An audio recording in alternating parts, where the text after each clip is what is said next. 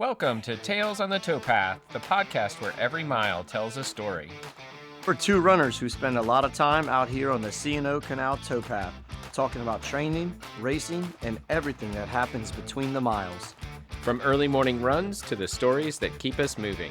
This is where endurance meets inspiration, one step, one tail at a time. So lace up and join us on the path, because every trail has a story, and this one's ours.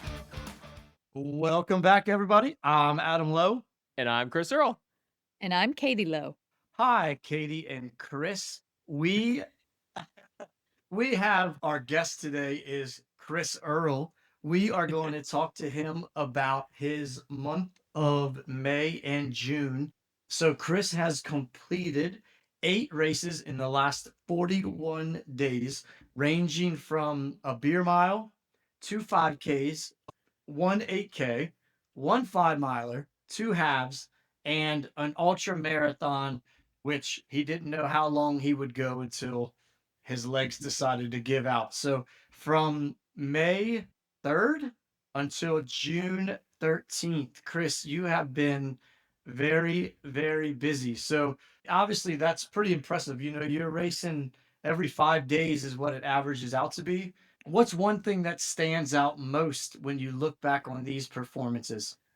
Well, I think I must have been inspired by you last spring with your marathon every weekend, or maybe 2 every weekend, and I decided that this year I was going to race myself into shape. And I had trained all winter, getting myself ready for the 100K, which was a lot of long, slow running, and needed to work on my speed. So I figured, what better way? I didn't want to go to a track and do speed workouts during the week, so I figured I'd just race on the weekends. Sorry, what was I forgot what the question was. Chris, you took the long-winded answer to not answer. I love that about you. Yeah, so what stands out about you? What stands out about one of the performances that you had? Yeah, I think 2 things. I mean, the first thing was, going into it, I was a little worried that it was too much and I would end up hurting myself, and I'm really happy to report that I made it through the 7 weeks with no injuries. And I think the biggest thing was the half marathon that I trained for, the first one, the Frederick City half. I had set myself a pretty big goal to try to finally break 90 minutes, and that was the one where I did it, and I was really happy about that. Yeah, I think we've talked about that one on the podcast, right? Where I was looking over my shoulder at mile 11 and I saw you behind me and had to make a decision to try to pick it up a little bit so you wouldn't pass me and beat me that morning. You had the Tiki Trot 5K, you broke 20, and then 3 weeks later you ran 2017 at Amani's, which is a more challenging course for sure. It's cross country style with Yeah, hills. grass course in the rain. Yeah, So I was happy yeah, with in that. the rain. Yep. Your beer mile, we already talked about that enough. That one we need to delete from We this. we don't need to talk about that one again. Uh, yeah, and then Harper's Ferry half. That's a hilly and tricky course as well. And that one was definitely the surprise for me out of those races. I wasn't really scheduled to do it until about 2 weeks before, maybe 3 weeks before, and I was like, "Well, I'll just go into it and use it as a long run opportunity," and ended up, having a time that was actually much faster than when I ran it 2 years ago. So that was a surprise, a good surprise. Yeah, and then I'll skip the last one, standing recap. We talked about that one a couple weeks ago. 83 miles, and then the next week you came back and ran 33:34 at Gary Brown, and then you went exactly 1 minute faster last weekend at Summer Solstice. Was that uh, because of weather? Was that course, or was that your legs just had a little bit of time to recover? I think a little bit of all of that, right? The Gary Brown 5 mile was 1 week. So really 6 days after finishing the 83 miles at last one standing. So I was still fatigued, obviously, going into that race, but ran much faster than I thought I would. I really didn't think I would break 35 at Gary Brown. So I was feeling pretty good coming off that race. And then Summer Solstice was one I've sort of been targeting since last year. You and I and Katie have talked about this before, but last year when I ran summer solstice, it was one of those races where showed up, thought I was in really good shape, but as I was running it, I just couldn't figure out why my legs wouldn't turn over, and I was really disappointed with my time. And as I was driving home from that race, I started to not feel so well. And by the time I got home, I had a fever of like 101. And the next day, I took a COVID test, and that explained why my time wasn't so good. So I definitely was, had that as a target race in this racing block to try to come back and run a much faster time and feel better about it. And I surprised myself with the 32:34. I was hoping to go sub 33, but really happy to be so close to 32:30 on that one. So, what did your training look like leading into this stretch of racing? Did you straight train for specific races or were you just kind of I know you said you were using these as speed work, so what led up to it? Yeah, my winter training block was all focused on long distance, just getting myself ready to do the 100K. And in there, I had also been doing some training to kind of think about the last one standing. So for both of those, it was a lot of long, slow miles or run 4 miles, wait till the top of the hour, run 4 miles, doing that kind of thing. But I really wasn't doing anything fast.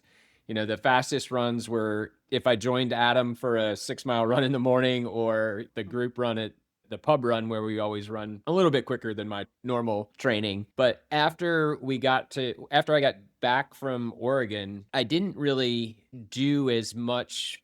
I didn't even really switch over and do any speed work. I might have done a couple of mile repeats down on the canal here or there, but nothing systematic. I just kind of was like, I'm going to do my easy runs. I'm going to keep them slow. I started building in some trail miles to get some hill work in.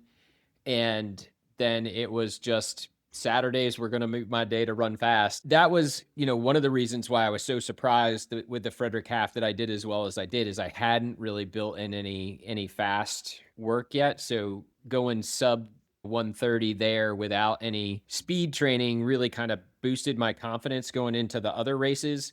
Tiki Trot was again another good one where I just went out. I was like, I'm just going to go out hard and try to hang on. And same sort of thing. But because there was only basically 6 days between these hard efforts on Saturdays, I might have done a little bit of tempo stuff on Wednesdays, but it really wasn't anything special. It was recover, do a decent run, and then start to taper for the weekend. It turned out it worked pretty well. I don't know that I would recommend it for everybody, but I got lucky and got through those, like I said, got through those 7 weeks without any major issues. Well, it reminds me of what we talked to John last week about how, we talked to him about he races a lot, and somebody will ask him, well, hey, if you don't race as much and you focus on this one 100 miler, you might be able to go sub 19 or something, right? And like, so same thing here, like maybe if you didn't run the first seven, maybe you could have ran 31 minutes, right? At summer solstice, who knows, right? But like Right. that for you though, that wasn't the goal this time, right? That might be for a later date. The goal this time was to, like I usually did before, pay for speed work, right? And get the experience in this block by racing a lot. And that's just something that I'm never gonna do. I'm never gonna do a race and not give it everything I have on that day. I could have taken the Harper's Ferry half and just run it to run it, right? But as soon as I got to the line, that was out the window, and I was gonna run. And one thing that was really fun for me in that race in particular was our good friend Mario, right? He's a little bit older than me, but he's kind of that gold standard for me of where I want to be when I'm his age, right? And so he and I were going back and forth all day in that race, and it really wasn't until the last 5K that we had any separation from each other at all. And for me, that was an achievement, right? Anytime I can run with Mario the whole way and be competitive with him, I'm going to be pretty happy about it. So I was glad I got that opportunity and glad I didn't just go out and just run a slow half marathon for me. And like I said, it worked out pretty well. I mean, it kind of reminded me of my high school days, right? Where you would run a cross country race every week, sometimes 2 a week. And I liked that in high school, and I was glad I could be able to keep up with it and do it at least once a week this spring. Yeah, I mean, you had a couple longer runs in there, the half marathons, but one was at the very beginning. So yeah, it's not much different than doing one speed work per week. So yeah, I don't think, I mean, and plus an 83 miler in there, I mean, that's no big deal, right? So, but yeah, I mean, other than that, you were doing, a speed workout a week and then kind of taking it easy. So I think you approached it the right way. The most important thing is, like you said, you got out of it healthy. So which race are you most proud of?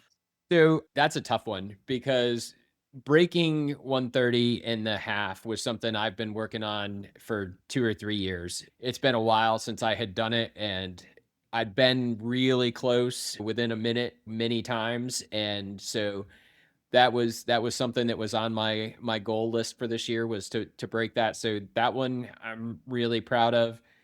Certainly proud of the last one standing, right? That was a distance PR by 20 some miles. And then, to a lesser extent, the race I had this last week at summer solstice, to bounce back, have such an improvement over last year, and kind of cap off the whole racing block with a good race against a pretty competitive field. That's the one thing that's fun about that race, is it's fast.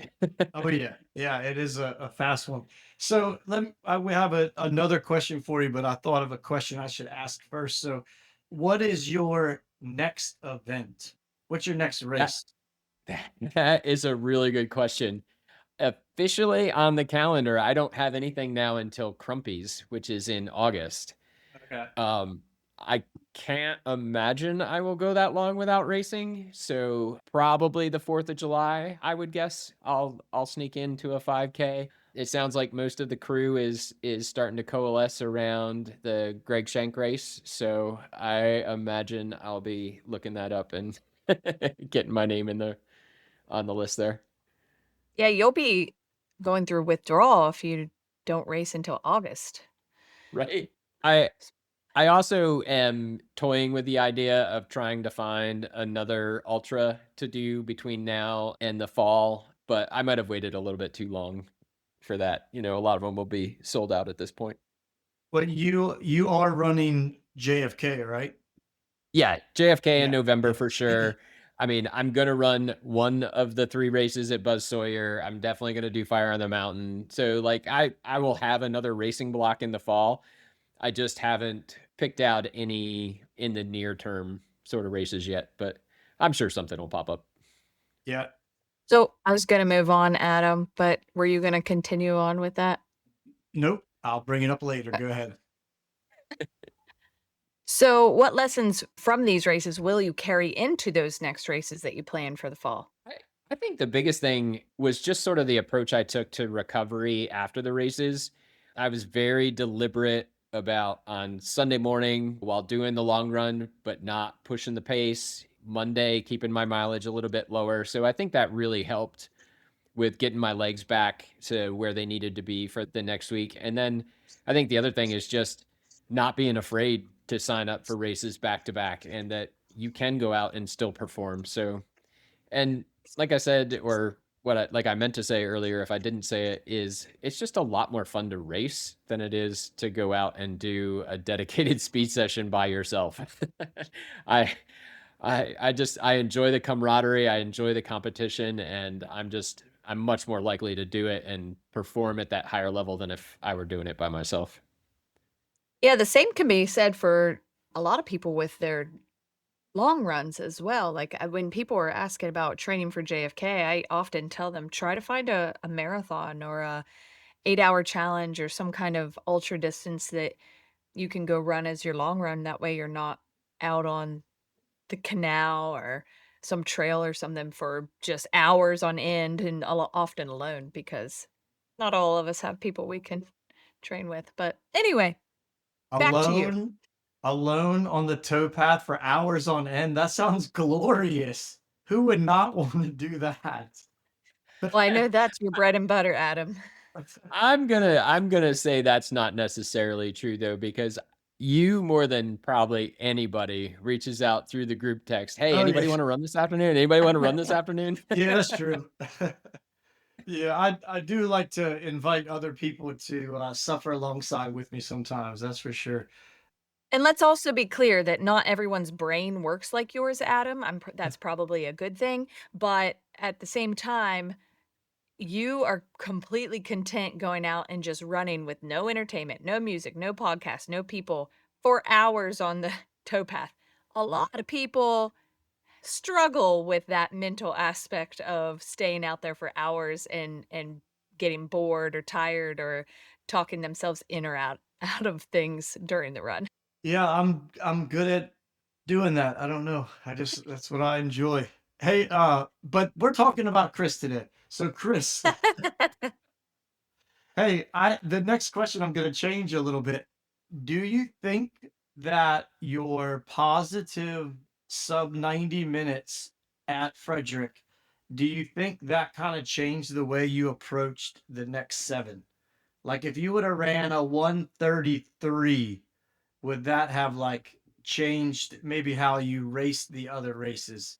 I think it would have definitely changed my training a little bit. I think I would have forced myself into, or I would have thought I had to do more speed work during the week just to get the leg turnover up. And so would that have been good for me? Maybe, maybe not. It might have led to more breakdown of the legs and wrist injury. And I I'm happy I didn't have to do that and that the races, ended up being enough. But like you said, maybe if I had done a little more speed work, I might have broke 20 or 1930 at Tiki Try. Who knows? But I I'm happy with the races. I didn't total up how many age group awards I got in those 8 races, but it was enough. Well, if you could relive 1 mile from any of the races, which would it be?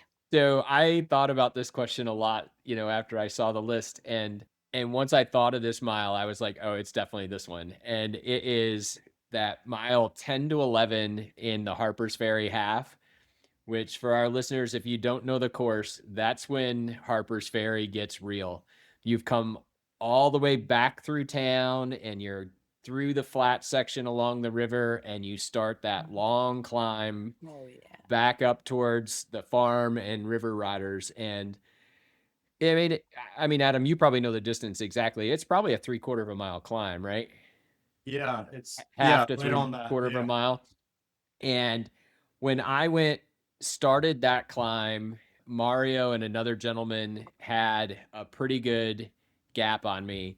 And I was like, I'm just going to see what I can do on this hill and see if I can reel him in. And slowly but surely, as we were going up the hill, I got close and got close and, came up beside him. And when I got beside him, Mario just looked at me and he's like, keep going, man. You're killing it. And for me, I thought for sure he was going to respond because Mario's a competitive guy. So I was like, okay, if he's saying that, I'm going to go and let's see if he'll go with me. And he did for a little bit, but I didn't realize it because I was in one of those modes where I was like, I am not looking back over my shoulder and letting him think there's any doubt in my mind. And so I just kept going, and that mile up to the top and then when we turned and went onto the trail, that was where I was like, I was pretty proud of that I powered through that climb at that late in the race. And then it was just a hard push around the field and back through River Riders. And the whole time I was positive I could hear him right behind me. And it was all just phantom noise I was hearing in my head because when we got back to the finish line, the gap was probably a minute at the end. But I was convinced he was right over my shoulder, just waiting to pass me at the end. Yeah, sometimes that fear is good, right? Like that's what we need behind us. You know, he could have been 2 miles behind you at that point, but you didn't care. It's that old hunted versus the hunter, right? Like you can't see and did the right thing by not looking back. Because if he was anywhere within striking distance, he would have got some confidence and would have noticed you looking back at him. And the opposite of that is true too, right? If I had looked back and saw that the gap was pretty wide, I probably would have slowed down Yeah. and might not have broken 140. And by going sub 140, that gave me a personal best on that course. So it was good. Good experience for me. So, Chris, our listeners are dying to know, what shoe did you wear the most for these 8 races? The Saucony Endorphin 5 Pros. They were amazing on the road. Second most was my trail shoes, the Saucony Edge. Is that what you wore for the last one standing as well? I wore those for the first 40 miles, and then I switched over to my Brooks Ghost. I did a couple of laps in my Mountain Coast, but they did not work well on the trail for me. So, is there a race that is not on your calendar yet that you are trying to get into? Well, we've talked about this before that I'm on the wait list for Andy's Backyard Ultra in What October. number are you now? Uh, Have I you have checked not recently? I have not checked in the last week or so. So as far as I know, I'm still 15 or 16 on the list, right behind our co-host. So, I must be 13 or 14. Yeah, yeah. So that one is That's not how that there. works, right? He said 15 or 16. That means you would be 14 or 15, not 13 or 4. Anyway, go ahead. Just keep Math's going. hard. Yeah. And then the other race I'm looking forward to this fall is Buzz Sawyer. Last year in the 10K, I had a really good race and won the Masters division. I am tempted to go back and try to repeat that, but then I'm also considering that that might be a good opportunity to do a faster marathon. So at some point here, before I get too far into my summer training block, I'm going to have to decide which way I'm going to go. Now we know you had an interesting experience at Lock to Lock. Are you gonna head back to that one, or are you gonna volunteer? Because you're in for one of them. Oh, lock to lock, I will run the half for sure. Like that's a given. That's a given. Yeah. Hey, just as an update, I am 12th on I guess I'm 13th. It says there's 12 entries ahead of you. So I guess I would be Oh, 13th. all right. I So will check and after this is done and I'll put it in the show notes. I guess, Chris, at one point last week, we were talking about my coach, Coach Woody, and then we were talking about Buzz Sawyer, and we were talking about Andy's backyard. And then you sent me the cutest little gif of Toy Story because we were talking about Buzz, Andy, and Woody. And I told you I would have never have put all that together into the new Toy Story. It so cracked me up when I realized that in that conversation we talked about all three of those characters. Yeah, I I couldn't thought I resist. thought that was good.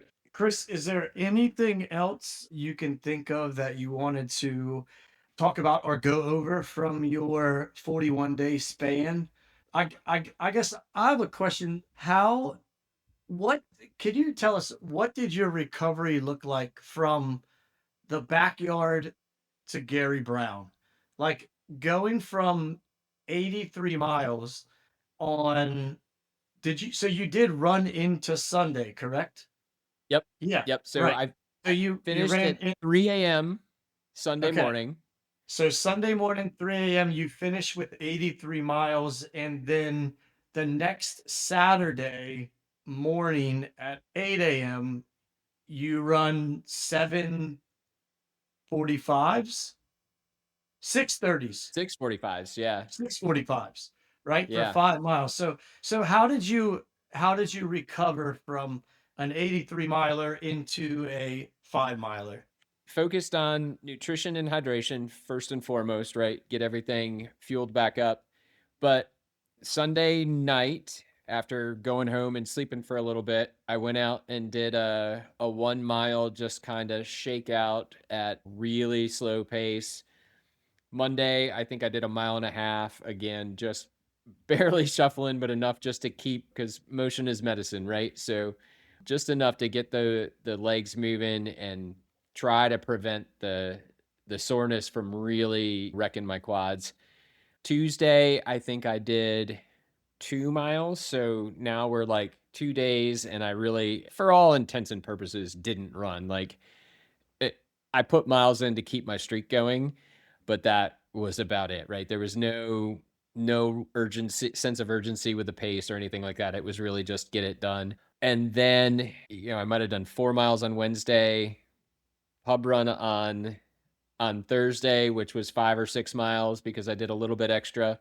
But that was probably the first time I really ran at any pace resembling normal for me. And then Friday was maybe 4 miles just to say I did some miles and right into the race. So just really kept the miles low and focused on getting sleep and ensuring I was rehydrated. So, but yeah, there wasn't a ton that was special about it. I mean, obviously spent some time in the boots, spent some time doing some stretching, but that was about all I could do really. So, How about fueling? Did you do any purposeful extra fueling, or did you just kinda eat as usual? so usually, especially before the halves, I would focus on getting carbs 2, 3 days before. So, um, Megan doesn't make lasagna or pasta all that often, but when she knows I've got a big race coming up, she'll make a big old tray of it, and then I will feast on that all week long. Yeah. Taking lasagna for lunch and things like that. So a lot of focus on getting the carbs back in. For the shorter races, not really, other than making sure I get up in the morning with enough time to eat a little bit of breakfast and make sure there's something in my stomach before I go out and race. I have started for most races, no matter what the distance is, trying to take a gel 10 minutes before the race, just so that while I'm running, I'm keeping the glucose levels high so that the muscles have enough to fire on. But that's probably about it. Right now, Chris, I think we're ready for any last comments on your race. What would you call this? Racing extravaganza? I don't know. Like some people do a speed block. This was my racing block. Yeah. Yeah, there And you go. I'm hoping it will propel me into doing some more tempo runs and things like that this summer.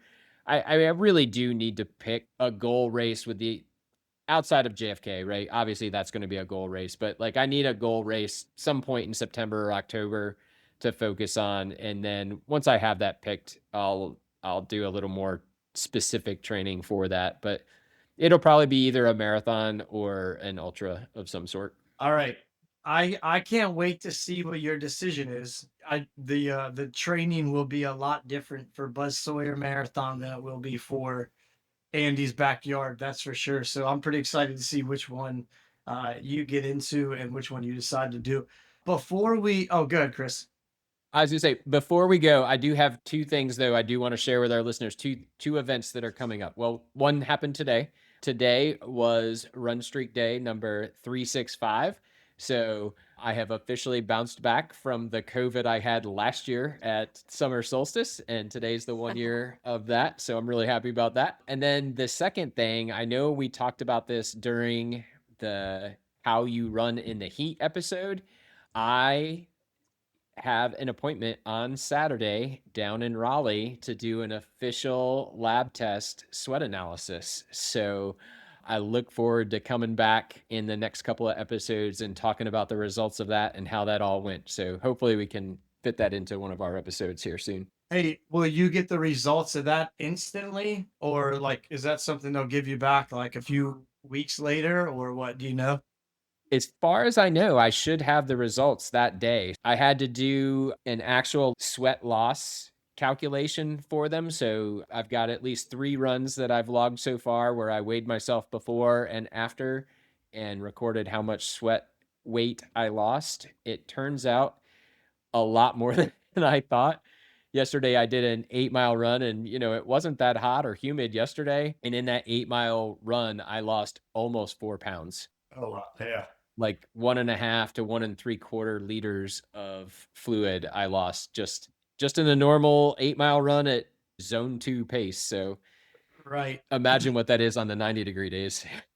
Yeah, a lot more. That all right, that'll be interesting. I can't wait to talk about that. We might have to do a mini episode on that to get it in.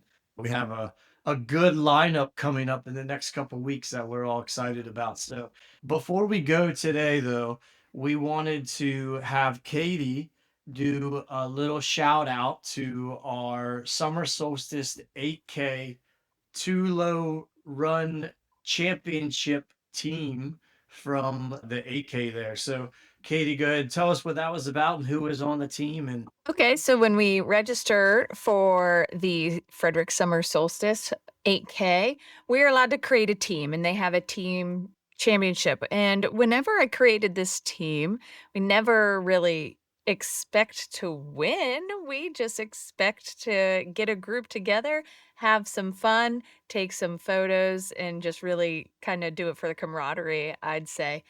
However, on this day, we had 15 people register and join our team, and that's really a large size team. I mean, I don't know how many the others at that race had on it, but when I saw we had 15 people, I was just like, pleased as punch because I thought like how awesome it is that we had that many people who wanted to come and run like as part of our group. So, with that said, we had Adrian, me, Megan, Mike, Taylor, Adam, Bradley, Jay, of course, Chris, Christy, Sarah, John, and our three scorers for the group. So, what they do is they take the top three team members' time from the group that you have, and it has to include, what is it, at least one female, I yep, believe.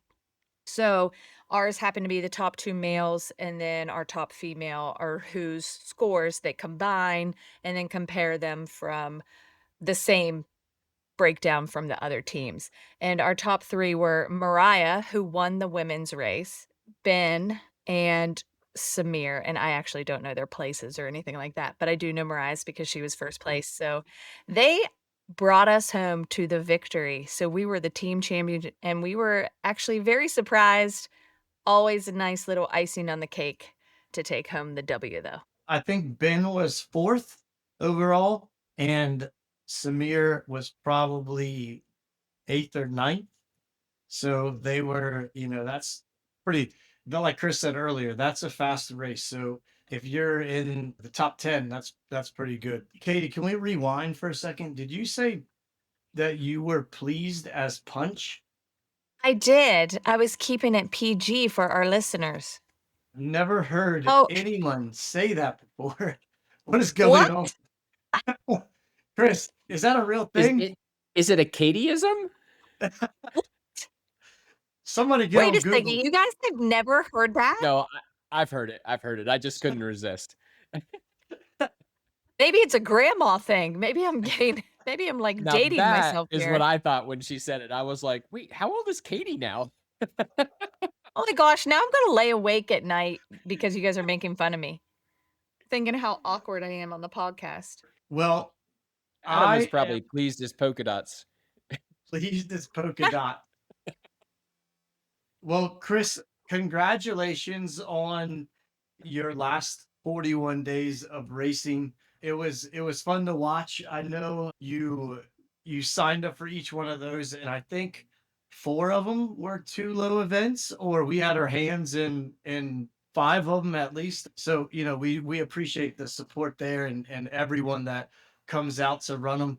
The expectation isn't that you guys run every single race. We appreciate it, but yeah, I think I wasn't sure you were gonna do Harper's Ferry half, but I was happy that you signed up for that one as well because that one is a challenging one. So, congratulations on your 8 races in 41 days, and congratulations on run day 365.